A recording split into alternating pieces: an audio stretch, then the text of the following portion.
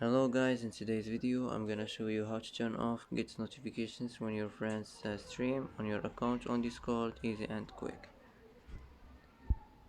First click on your profile, now click notifications, settings, and here as you see you will find get notifications when your friends stream like this, and it will be turned off.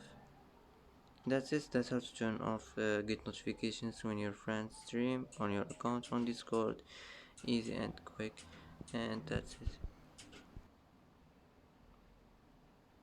And that's it for today's video. If you like this video, don't forget to like and don't forget to subscribe.